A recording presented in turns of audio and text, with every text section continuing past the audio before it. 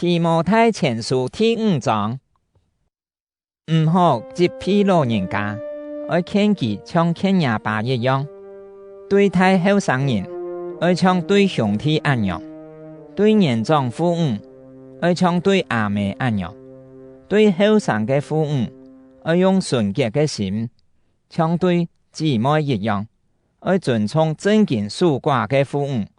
寡婦那係有子女，也係孫兒孫女，佢嘅後輩就要先學習樣板在屋下親孝託，來報答爺愛，也係阿公阿婆，因為也係上帝所歡喜嘅。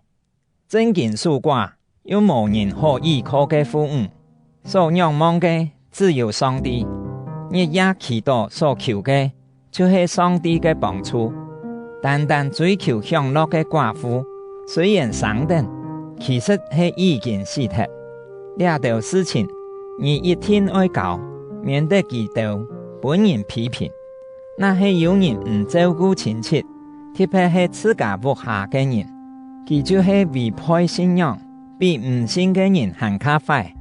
寡婦登記嘅條件係按樣，佢哋要有60歲以上，只有結婚1擺。還要有好名聲，就像親為養育子女、接待禮客、使聖徒嘅腳救濟急難、親力行各樣善事。總係後生嘅寡婦唔好登記，因為佢哋情欲發通，離開基督嘅事，就想愛再嫁人，違背當初所許嘅願，因為按樣受天催，同時佢哋還學到難事，考過家，還較慘嘅係，唔但唱難事，又好講長講短，插別人嘅閒事，講無應該講嘅話。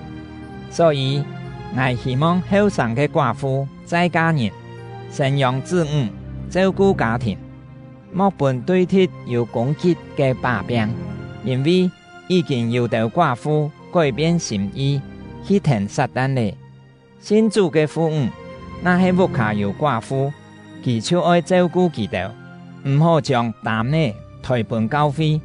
按樣教會將會有能力照顧佢哋無人可依靠嘅寡婦。親為處理教會嘅長老，特別係認真講道、勞教徒嘅，應該要得到加倍嘅敬奉，因為聖經講，牛踏骨嘅事。唔好弄定佢嘅罪。又講，工人得工錢係合理嘅。那係有人告狀咯，除非有2個，也係3個證人，就唔是答佢。要公開責備所有犯罪嘅人，來本其他嘅人得到警戒。我在上帝、基督耶穌、老數見證嘅天使嘅面前，慎重吩咐你，要遵守呢條教訓。無論乜嘅事情，唔好有成見，也係偏心；唔好隨便為人行按數理，唔好留別人嘅罪過有份，要保守自家純潔。因為你嘅身體常常有病，唔好單槍飲水，要飲一些嘅酒來幫助消化。有的人嘅罪係非常明顯嘅，清潔就受天催，總係有的人嘅罪。